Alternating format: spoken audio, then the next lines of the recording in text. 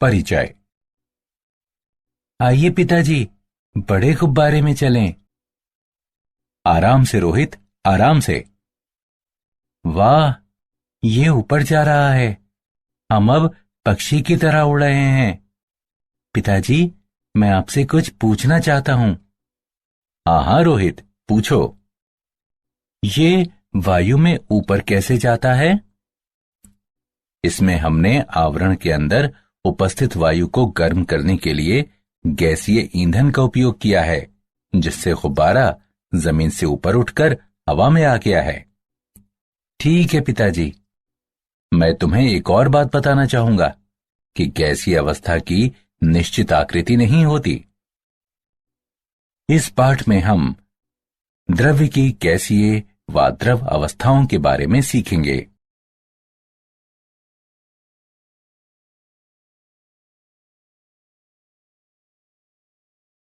उद्देश्य।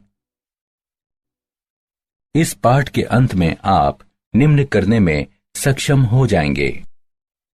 अंतरा अणुक बलों की व्याख्या करना, ठोस, द्रव तथा गैसीय अवस्था के मध्य अंतर स्पष्ट करना, गैसों का नियम बताना, आदर्श गैस का समीकरण बताना, डाल्टन का आंशिक दाब का नियम बताना, गैस के अणुगतिक सिद्धांत का वर्णन करना, आदर्श गैसों तथा वास्तविक गैसों के बीच अंतर करना, द्रवों के वाष्प दाब पर चर्चा करना और पृष्ठ तनाव तथा श्यानता का वर्णन करना।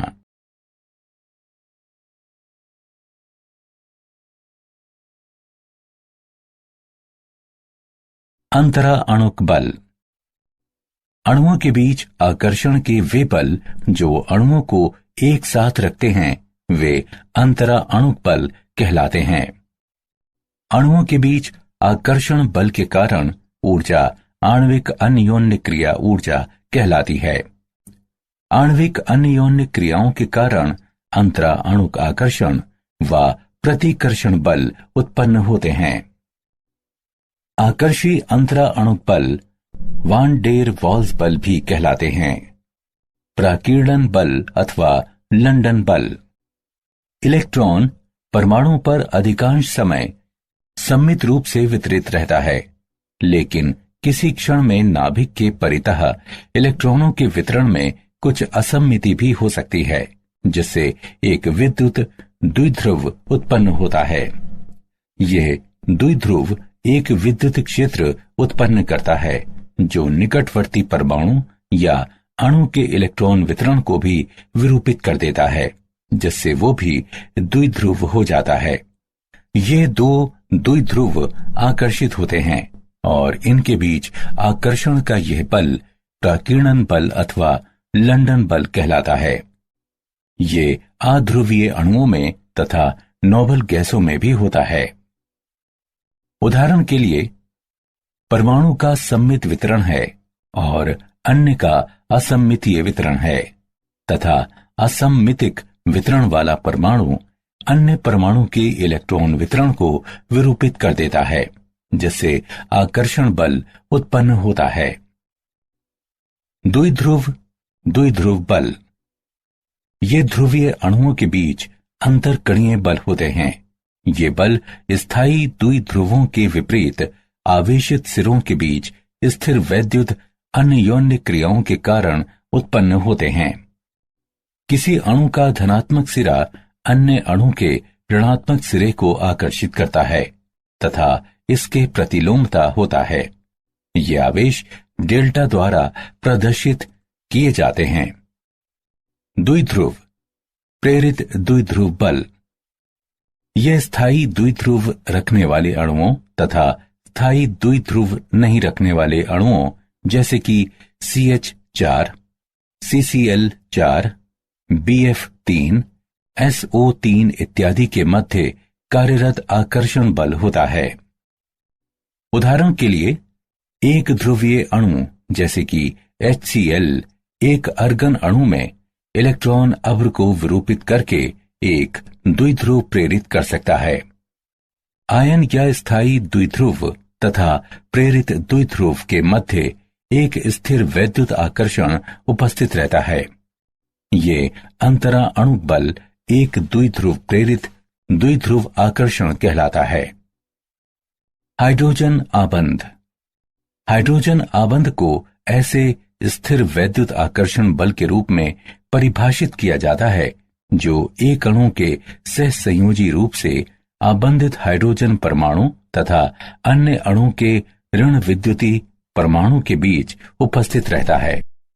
हाइड्रोजन आबंध को खंडित रेखा द्वारा प्रदर्शित किया जाता है। उदाहरण के लिए हाइड्रोजन फ्लोराइड के मामले में हाइड्रोजन आबंध एक अणु के H परमाणु तथा अन्य अणु के फ्लोरीन परमाणु के बीच उपस्थित रहता है, जैसा कि नीचे दिखाया गया है। हाइड्रोजन परमाणु को किसी उच्च ऋण विद्युती परमाणु जैसे कि फ्लोराइड, ऑक्सीजन या नाइट्रोजन के साथ आबंधित होना चाहिए। अन्य अणु की वैद्युत ऋणात्मकता जितनी ही उच्च होगी, हाइड्रोजन आबंध की दृढ़ता भी उतनी ही अधिक होगी।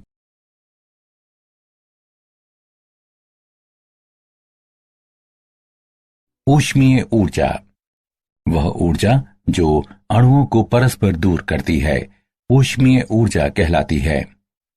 इसे द्रव्य द्वारा इसके तापमान के कारण अवधारित ऊर्जा के रूप में परिभाषित किया जाता है और ये अणुओं की ऊष्मीय गति या अणुओं के संचलन की माप भी है। अंतरा आणविक बल बनाम ऊष्मीय अन्योन्य क्रियाएं।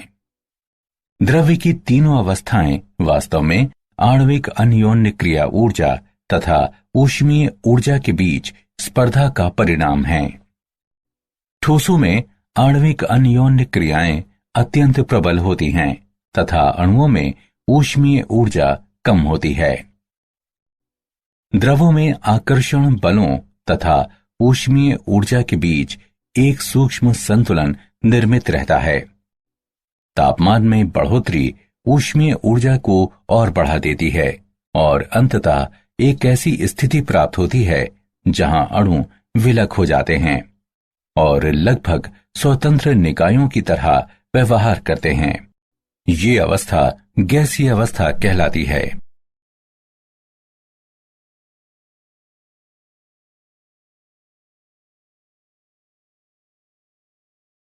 गैसीय अवस्था। द्रव्य की वो अवस्था जिसमें द्रव्य के कणों के बीच आकर्षण के आणविक बल न्यूनतम होते हैं, गैसीय अवस्था कहलाती है। गैसें उस पात्र को पूरी तरह से भर देती हैं जिसमें उन्हें रखा जाता है। गैसों की विशेषताएं। गैसों या उनके मिश्रणों का संगठन समांगी होता है। नगण्य अंतरा अणुक बलों के कारण गैसों का घनत्व अत्यंत कम होता है। गैसें दाब लगाती हैं। गैसों का ठोसों या द्रवों की तरह निश्चित आकृति और आयतन नहीं होते। गैसों की ऊष्मीय ऊर्जा आणविक आकर्षण से काफी अधिक होती है।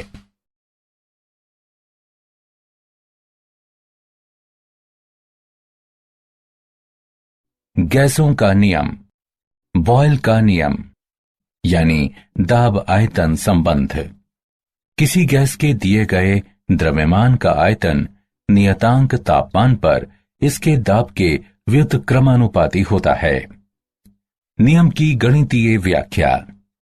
आयतन नियतांक तापमान एवं द्रव्यमान पर दाब के व्युत्क्रमानुपाती होता है। V बराबर K गुणे 1/P, जहां K आनुपातिकता नियतांक है। PV बराबर K बराबर नियतांक। माना कि T तापमान पर P1 दाब वाली गैस के एक दिए गए द्रव्यमान का आयतन V1 है। अब यदि समान तापमान पर दाब को परिवर्तित करके P2 कर दिया जाता है तो आयतन परिवर्तित होकर V2 हो जाता है। चारों चरों P1, V1, P2 और V2 के बीच मात्रात्मक संबंध निम्नानुसार व्यक्त है। P1 V1 बराबर P2 V2, नियतांक तापमान एवं द्रव्यमान पर। बॉयल के नियम का ग्राफीय निरूपण। ये V बनाम P का एक विशिष्ट तापमान पर अंकन प्रदर्शित करता है। यह दर्शाता है कि P के बढ़ने के साथ V घटता है। ये एक विशिष्ट तापमान पर PV बनाम P का अंकन प्रदर्शित करता है। यह इंगित करता है कि P में नियमित बढ़ोतरी के बावजूद PV का मान नियतांक रहता है। एक विशिष्ट तापमान पर P के सापेक्ष PV के अंकन से प्राप्त वक्र समतापी वक्र कहलाता है। उच्चतर वक्र उच्चतर तापमान के संगत होता है। ये 1/V के सापेक्ष P का विचलन दर्शाता है। सीधी रेखा इंगित करती है कि P में बढ़ोतरी होने के साथ 1/V में नियमित बढ़ोतरी होती है।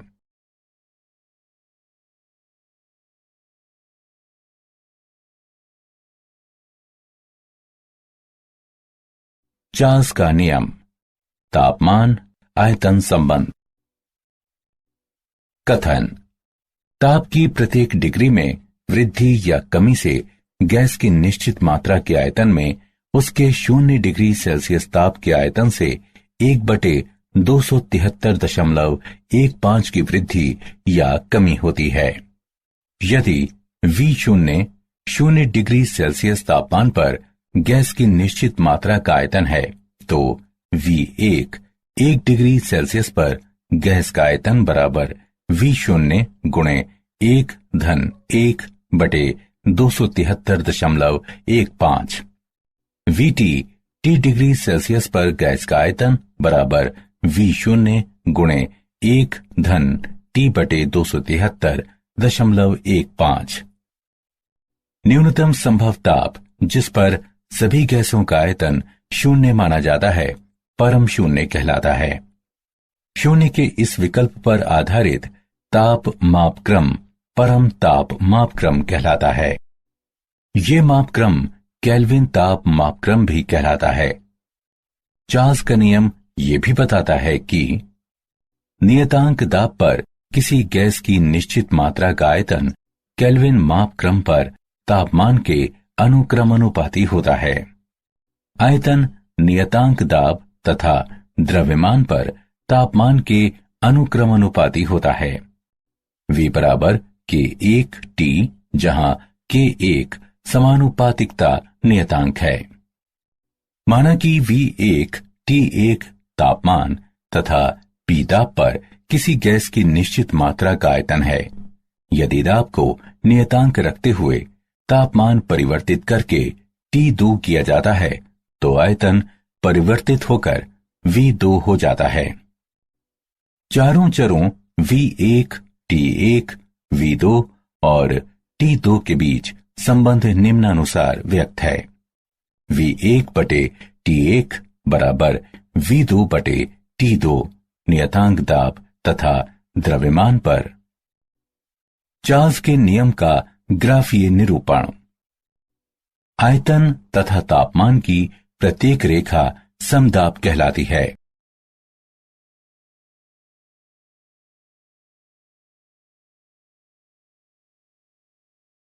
गै-लुसैक नियम, दाब ताप संबंध। यह नियम बताता है कि स्थिर आयतन पर किसी निश्चित मात्रा वाली गैस का दाब केल्विन तापमान के अनुक्रमानुपाती होता है। गणितीय रूप से दाब नियतांक आयतन तथा द्रव्यमान पर तापमान के अनुक्रमानुपाती होता है। P/T बराबर K2 नियतांक। माना कि T1 तापमान पर तथा V द्रव्यमान वाली निश्चित मात्रा वाली गैस का आयतन P1 है। अब यदि उसी आयतन पर तापमान परिवर्तित करके T2 किया जाता है, तो संगत दाब P2 हो जाता है। तब नियम के अनुसार P1/T1 बराबर P2/T2। आयतन एवं द्रव्यमान नियतांक रखते हुए गै-लुसैक के नियम का ग्राफीय निरूपण। इस ग्राफ की प्रत्येक रेखा समायतनी कहलाती है।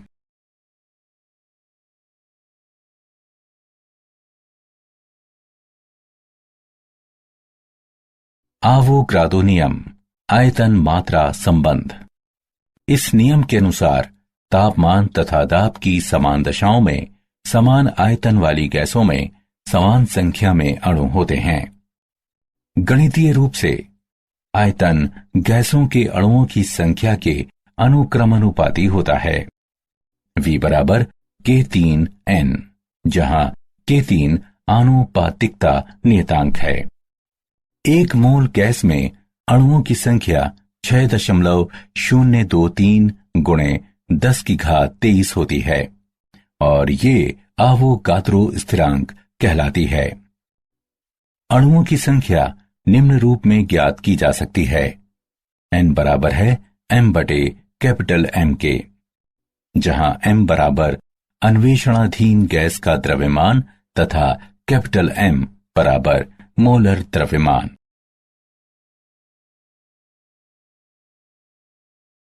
आदर्श गैस समीकरण। गैस के नियमों का पूर्णतया पालन करने वाली गैस आदर्श गैस कहलाती है। बॉयल के नियम, चार्ल्स के नियम तथा आवोगाद्रो के नियम के संयोजन से आदर्श गैस समीकरण का विकास हुआ। ये निम्न प्रकार व्यक्त किया जाता है। PV बराबर nRT, जहां R आनुपातिकता नियतांक है जो गैस की मात्रा तथा गैस की प्रकृति से स्वतंत्र है एवं सार्वत्रिक गैस नियतांक कहलाता है। इसका मान 8.31 जूल प्रति केल्विन प्रति मोल होता है। P गैस की निश्चित मात्रा का ताप है। V गैस की निश्चित मात्रा का आयतन है। T गैस की निश्चित मात्रा का तापमान है। N गैस के मोलों की संख्या है।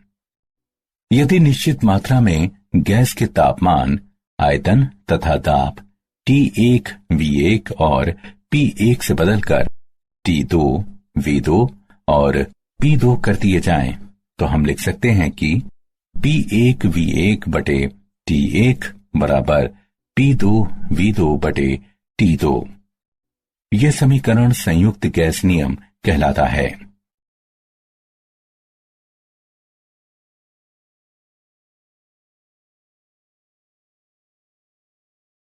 मानक तापमान तथा दाब STP।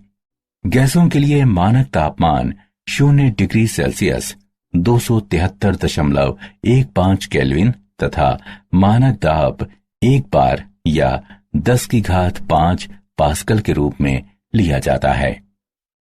STP में किसी आदर्श गैस या आदर्श गैसों के संयोजन का मोलर आयतन 22.71098 लीटर प्रति मोल होता है।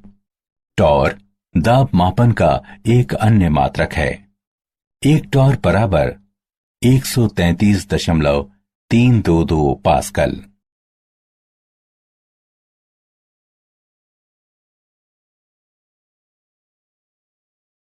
उदाहरण, नाइट्रोजन गैस का एक नमूना STP पर 320 घन सेंटीमीटर आयतन घेरता है। 66 डिग्री सेल्सियस तथा 84,000 पास्कल दाब पर इसका आयतन आंकड़ित करें। हल दिया है। P1 बराबर 10⁵5 पास्कल, P2 बराबर 84,000 पास्कल, V1 बराबर 320 घन सेंटीमीटर, T1 बराबर 273.15 केल्विन, T2 बराबर 66 डिग्री सेल्सियस बराबर 66 धन 273.15 केल्विन बराबर 339.15 केल्विन। हमें ज्ञात करना है V2। अतः गैस समीकरण के अनुसार P1 V1 बटे T1 बराबर P2 V2 बटे T2। अतः V2 बराबर P1 V1 T2 बटे T1 P2 बराबर 10⁵5 गुणे 320 गुणे 339.15 बटे 273.15 गुणे 84,000 बराबर 473.00 घन सेंटीमीटर।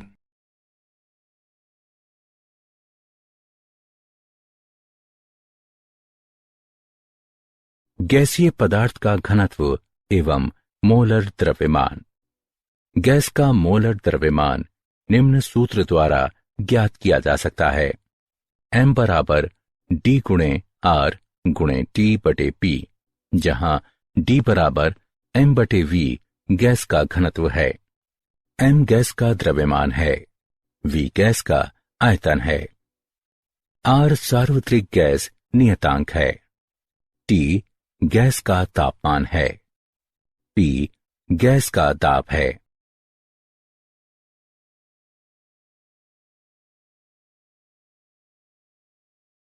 डाल्टन का आंशिक दाब का नियम। नियतांक तापमान पर एक निश्चित आयतन में सीमित दो या अधिक अन्योन्य क्रिया से विहीन गैसों के मिश्रण द्वारा लगाया जाने वाला दाब समान आयतन में प्रत्येक गैस द्वारा अकेले लगाए जाने वाले दाबों के योग के बराबर होता है। गैसों का पृथक पृथक दाब आंशिक दाब कहलाता है।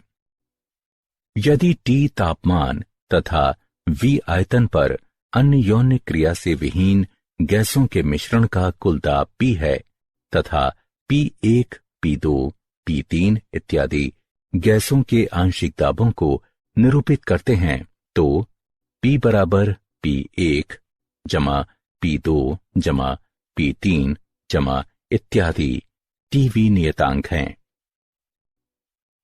माना कि हमारे पास 3 पात्र हैं जिनमें से प्रत्येक की धारिता 1 लीटर है। एक में नाइट्रोजन के X मोल हैं, दूसरे में ऑक्सीजन के Y मोल हैं और तीसरे में नाइट्रोजन के X मोलों तथा ऑक्सीजन के Y मोलों का मिश्रण है। सभी तीनों पात्रों को समान तापमान पर रखा गया है। अब यदि प्रथम पात्र से जोड़ा गया मैनोमीटर P1 दाब प्रदर्शित करता है तथा द्वितीय पात्र से जोड़ा गया मैनोमीटर P2 दाब प्रदर्शित करता है, तो तीसरे पात्र में दाब P1 जमा P2 होगा। जल वाष्प का दाब किसी विशिष्ट तापमान पर नियतांक होता है और ये उस तापमान पर जलीय तनाव के रूप में जाना जाता है।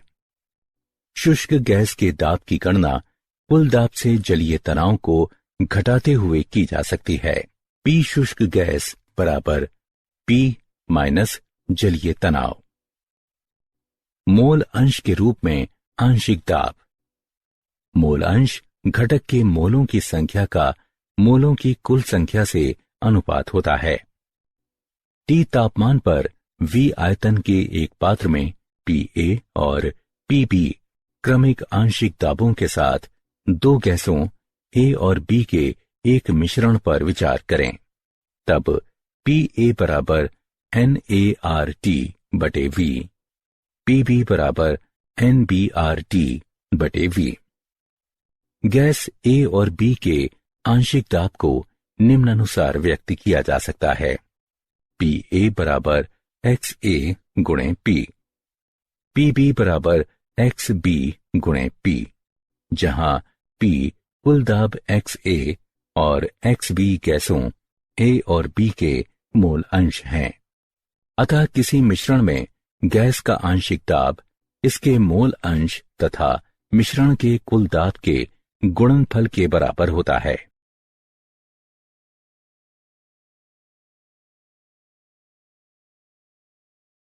गैसों का अणुगतिक सिद्धांत। गैस के अणुगति सिद्धांत के अभिगृहित निम्न हैं। सभी गैसें अत्यंत छोटे कणों की बड़ी संख्या से निर्मित होती हैं जो अणु कहलाते हैं।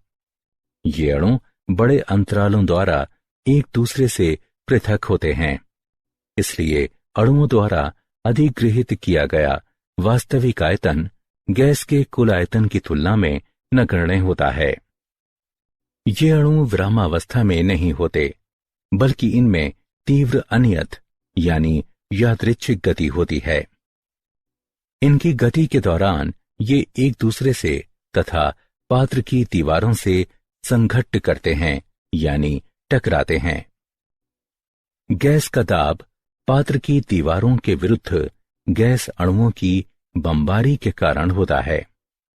अणुओं का परस्पर तथा पात्र की दीवारों से संघट्ट पूर्णतया प्रत्यास्थ होता है, अर्थात गतिज ऊर्जा का ह्रास या प्राप्ति नहीं होती। हालांकि ऐसे संघट्टों के कारण ऊर्जा का पुनर्वितरण हो सकता है। गैस के अणुओं के बीच कोई आकर्षी बल नहीं होता, वे एक दूसरे से पूर्णतया स्वतंत्र होते हैं। किसी क्षण में विभिन्न अणुओं में विभिन्न वेग तथा इसलिए विभिन्न ऊर्जाएं रहती हैं। हालांकि अणुओं की औसत गतिज ऊर्जा परम ताप के अनुक्रमानुपाती होती है।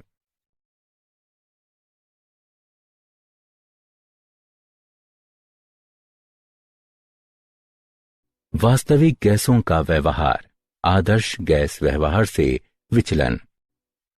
हम वास्तविक गैस के आदर्श व्यवहार से विचलन को संपीड्यता कारक Z द्वारा दिखा सकते हैं, जिसे निम्न प्रकार व्यक्त किया जा सकता है।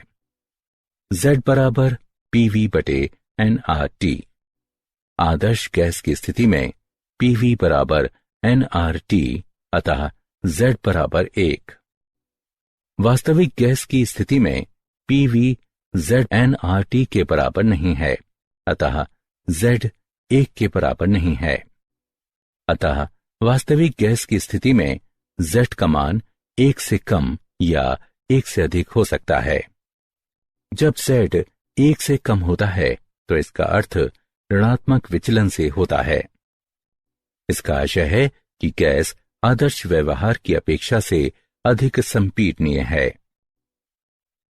जब Z 1 से अधिक होता है तो इसका आशय धनात्मक विचलन से होता है।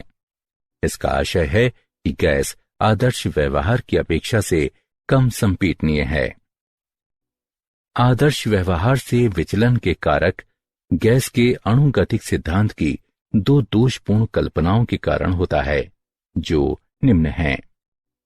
गैस के अणुओं का आयतन गैस द्वारा घेरे गए आयतन की तुलना में नगण्य होता है। गैस के अणुओं के बीच आकर्षण बल नगण्य होता है। वॉन डर वाल्स का समीकरण। सन 1873 में वॉन डर वाल्स ने गैस समीकरण को संशोधित करके इसे वास्तविक गैसों के लिए प्रयोजनीय बनाया, जो कि P प्लस AN वर्ग बटे V वर्ग गुणे V माइनस NP बराबर nRT। स्थिरांक A और B वॉन डर वाल्स स्थिरांक भी कहलाते हैं।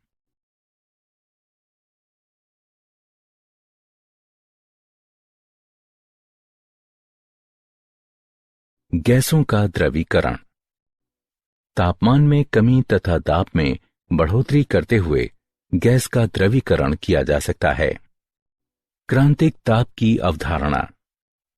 13.1 डिग्री सेल्सियस के निम्न तापमान पर गैस की अवस्था में रहती है। निम्न दाब पर, जिसे बिंदु A द्वारा दिखाया गया है। दाब में बढ़ोतरी किए जाने पर गैस का आयतन वक्र AB पर घटता है।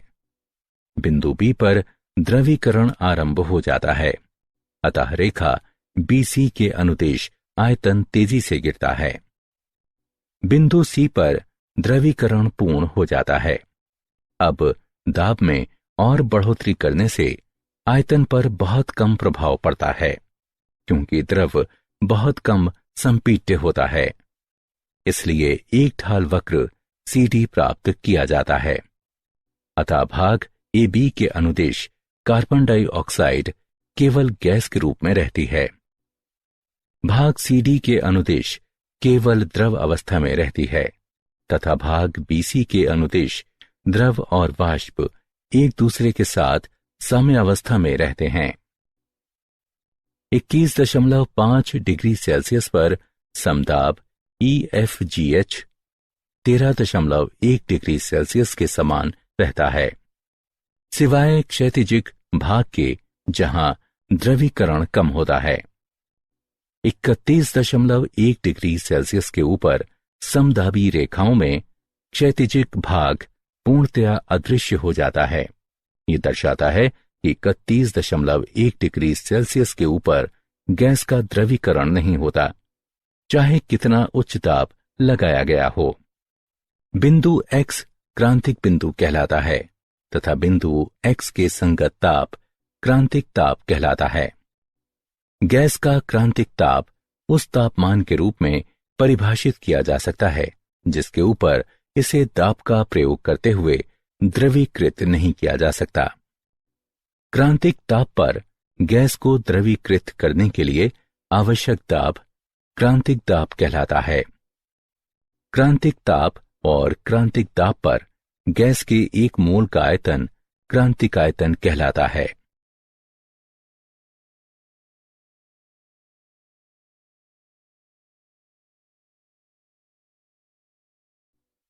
द्रव अवस्था।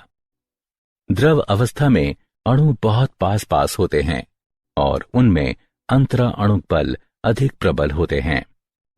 द्रव ना तो कठोर होते हैं, ना ही उनकी निश्चित आकृति होती है। वाष्प दाब। द्रवों की वाष्प में परस्पर तथा पात्र की दीवारों से संघट्ट होते हैं और वो दाब लगाती है। वाष्प द्वारा पात्र की दीवारों पर लगाया जाने वाला दाब वाष्प दाब कहलाता है। वाष्प दाब तापमान के अनुक्रमानुपाती होता है। ये द्रव की मात्रा से स्वतंत्र होता है। एक बंद पात्र में द्रव के साथ साम्यावस्था में होने पर वाष्प द्वारा लगाया जाने वाला दाब साम्य वाष्प दाब कहलाता है। जिस तापमान पर किसी द्रव का वाष्प दाब बाह्य दाब के बराबर होता है वो द्रव का क्वथनांक कहलाता है।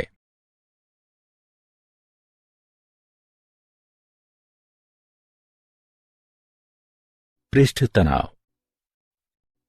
द्रव के एक पुंज में अणु सभी दिशाओं में निकटवर्ती अणुओं से एक समान आकर्षण बल का अनुभव करता है।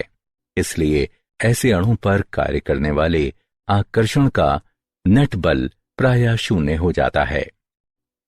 हालांकि द्रव के पृष्ठ पर उपस्थिति अणु के ऊपर कोई अणु नहीं होते जो उसे आकर्षित कर सकें।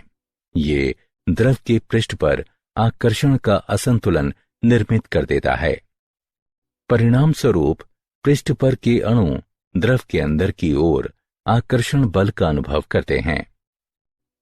किसी समतल पृष्ठ पर पृष्ठ के समानांतर तथा पृष्ठ पर कहीं भी खींची गई एक रेखा की एकांक लंबाई पर लगने वाले लंबवत बल को पृष्ठ तनाव कहते हैं।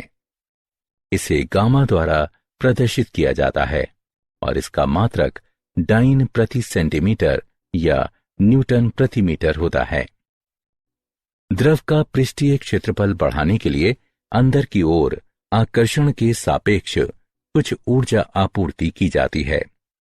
किसी द्रव की सतह में एकांक वृद्धि के लिए आवश्यक ये ऊर्जा पृष्ठीय ऊर्जा कहलाती है। अतः पृष्ठीय ऊर्जा वो आवश्यक ऊर्जा या कार्य होता है जो द्रव का एकांक पृष्ठीय क्षेत्रफल बढ़ाने के लिए आवश्यक होता है।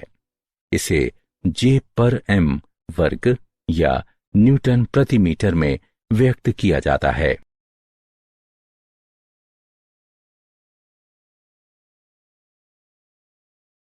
क्षयानता।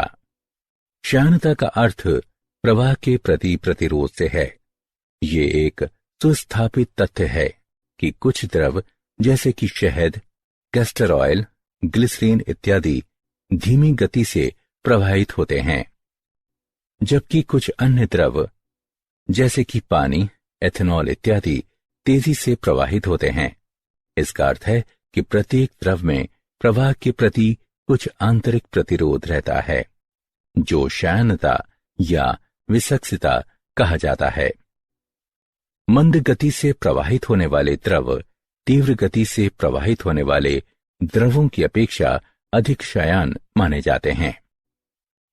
प्रत्येक A वर्ग सेंटीमीटर क्षेत्रफल वाली x सेंटीमीटर दूरी से पृथक तथा न्यू सेंटीमीटर प्रति सेकंड वेग अंतर वाली दो बेलनाकार परतों के बीच नेट घर्षण बल यानी F निम्न रूप में व्यक्त है।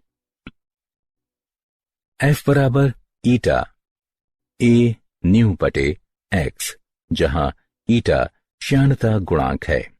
अब यदि A बराबर 1 वर्ग सेंटीमीटर, न्यू बराबर 1 सेंटीमीटर प्रति सेकंड तथा x बराबर 1 सेंटीमीटर, तो F बराबर ईटा।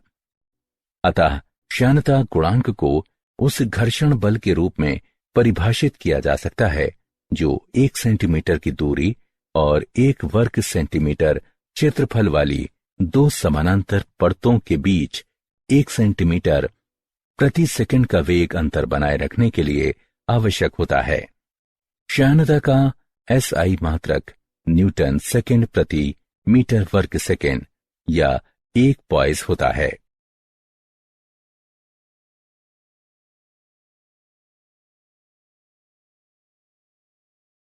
क्या आप जानते हैं, ग्रेफाइट अति तीव्र प्रयोग में द्रव्य की विभिन्न अवस्थाओं में प्रवेश करता है। पहली बार वैज्ञानिकों ने एक एक्स किरण विकृत मिनरल को द्रव्य की दो विभिन्न अवस्थाओं में लगभग 40 फेम्टोसेकंड में जाते देखा। नई द्रव्य संश्लेषण प्रौद्योगिकी, अल्ट्रा फास्ट इमेजिंग तथा उच्च ऊर्जा घनत्व विज्ञान के विकास में ठोस से द्रव तथा प्लाज्मा अवस्थाओं के अति तीव्र चरण पारगमन महत्वपूर्ण हैं।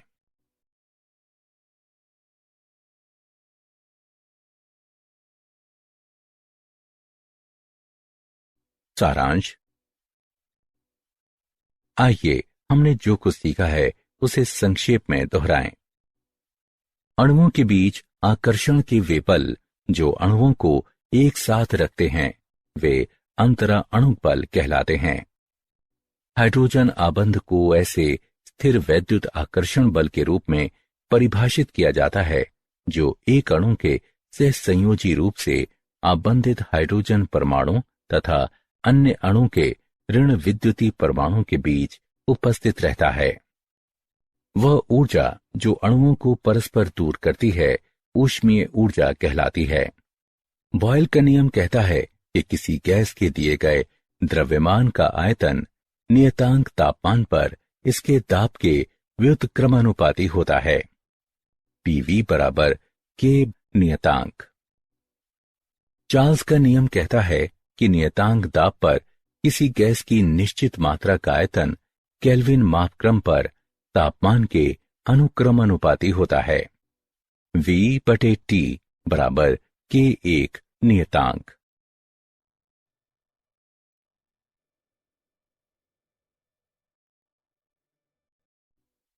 गे-लुसैक का नियम बताता है कि स्थिर आयतन पर किसी निश्चित मात्रा वाली गैस का दाब केल्विन तापमान के अनुक्रमानुपाती होता है।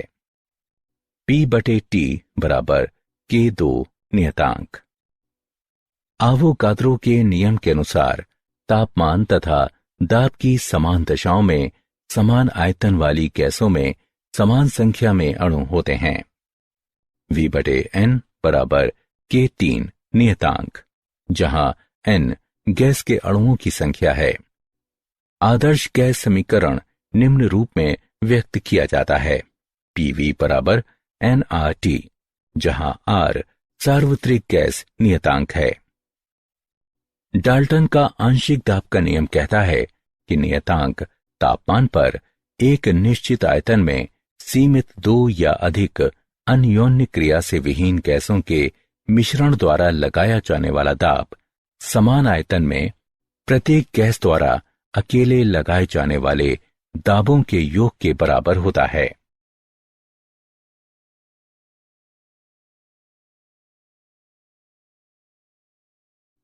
तापमान में कमी तथा दाब में बढ़ोतरी करते हुए गैस का द्रवीकरण किया जा सकता है। वाष्प द्वारा पात्र की दीवारों पर लगाया जाने वाला दाब वाष्प दाब कहलाता है। किसी समतल पृष्ठ पर पृष्ठ के समानांतर तथा पृष्ठ पर कहीं भी खींची गई एक रेखा की एकांक लंबाई पर लगने वाले लंबवत बल को पृष्ठ तनाव कहते हैं। इसे गामा द्वारा प्रदर्शित किया जाता है और इसका मात्रक डाइन प्रति सेंटीमीटर या न्यूटन प्रति मीटर होता है। प्रत्येक द्रव में प्रवाह के प्रति कुछ आंतरिक प्रतिरोध रहता है जो क्षयणता या विसक्सिता कहा जाता है।